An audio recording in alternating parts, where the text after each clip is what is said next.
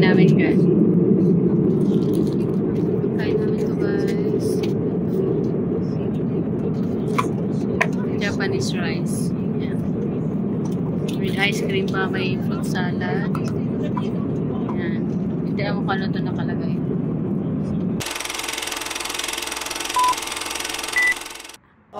Hello mga ka-dreamers! Welcome back to my vlog. Hello everyone! For today's video, magbibigay lang ako sa inyo ng konting advice sa mga nagbabalak na mag-TNT dito sa Canada or tago ng tago pathway.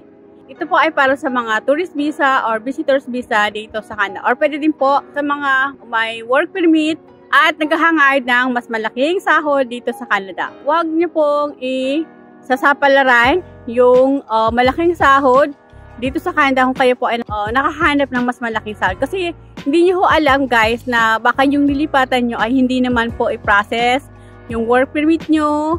Tapos mawawalan po kayo ng status dito sa Canada. Mahirap po na mawalan ng status dito sa Canada. Lalo-lalo po sa mga tourist visa or visitors visa na nakahanap ng employer. At the same time po, yung visitors visa nila ay malapit na ma-expired. So dapat kung kayo po ay nakahanap na ng employer na willing magbigay ng LMIA at may ipaprocess nyo yung work permit, dapat yung mga extension nyo ay dapat na process na po 1 month before na expiration.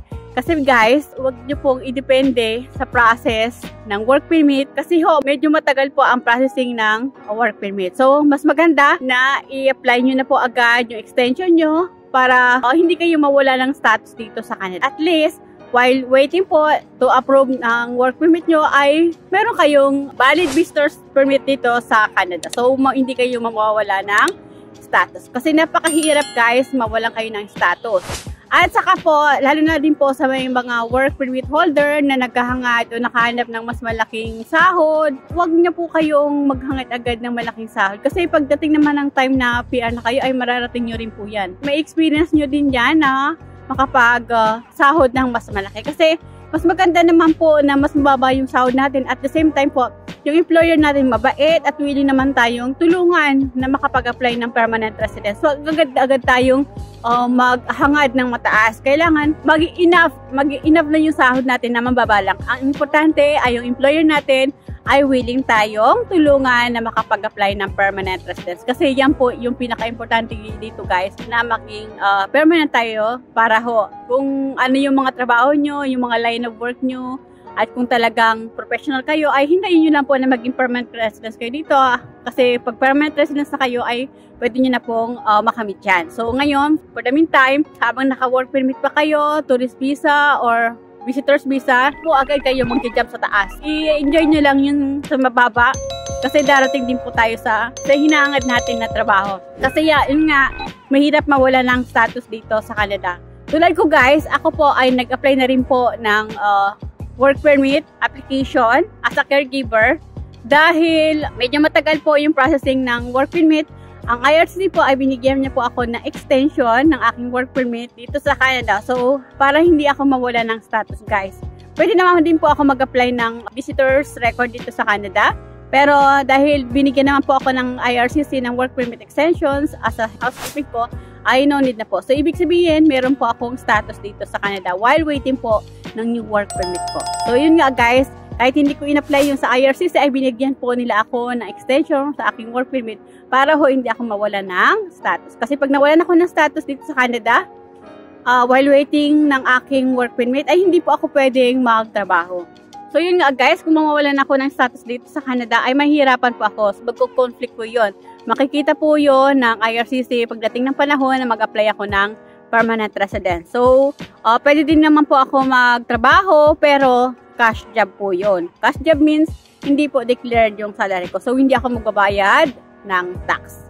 Pero hindi ko na po providein yan kasi nga po ang IRCC ay binigyan na po ako ng work permit extension until September 2024 while waiting ng aking new work permit as caregiver. So yun nga guys, dapat hindi kayo mawala ng status dito sa Canada kasi napaka-importante ng status po dito sa Canada.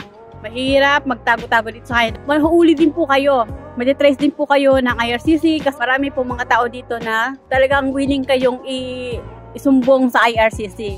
Lalo na po kung ang kasama nyo ay kapwa Pilipino at nalaman nyo na wala kayong status at medyo nagkakaproblema kayo sa work nyo, hindi kayo nagkakasundo, ay pwede po kayong isumbong ng mga kasama nyo sa trabaho sa IRCC kung kayo po ay walang status. Madali na po kayong ma-trace ng IRCC at agad-agad ay ipapauwiin po kayo ng Pilipinas. So, madideport po talaga kayo at pwede po kayong maban dito sa Canada ng 5 taon. Kaya mas maganda, sumunod po tayo sa patakaran dito sa Canada at tanggapin natin kung anong meron tayo ngayon dito sa Canada. Kahit maliit yung sahod natin, mababa yung posisyon natin, ang importante ay meron tayong trabaho, meron tayong status, at in the future ay makakapag-apply din tayo ng permanent residence dito sa Canada. So, yun po yung mga nalalaman ko guys, para magkaroon din kayo ng idea na mahirap po magtago, pag-TNT dito sa Canada. Mahirap mawala ng status. Kasi kahit saan kayo magtago, mahanap din po kayo ng IRCC. Matitrace din po kayo nila. So, mahirap po ma-deport. Sumunod na po tayo guys, para hindi tayo magka-problema dito sa Canada, para magtuloy-tuloy yung career natin. Kasi ginusto natin na makarating dito sa Canada. So, dapat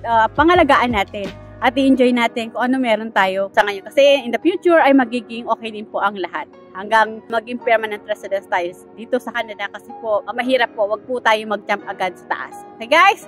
So yun lang guys, share ko lang po sa inyo na mahirap mag-TNT dito sa Canada. So guys, if you find my video helpful, please pakisubscribe naman po and do like and share na rin po. Kung nagustuhan niyo po yung mga video ko at nakakatulong po sa inyo, please pakiclick naman po yung bell notification para ma-notify po kayo sa mga bago kong video. So yun lang guys, thank you for watching. Good luck po. Bye. God bless us all.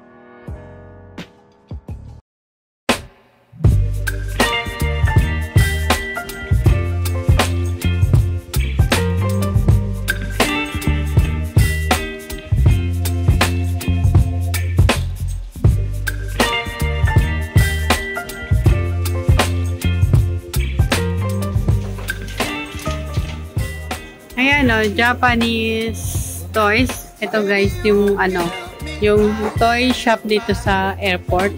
Mismong sa loob ng airport. Ito yung mga laruan nila guys o.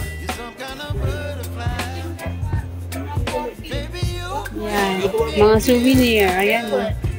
May nakalagay price, 2,200 yen. Ayan. Ayan o.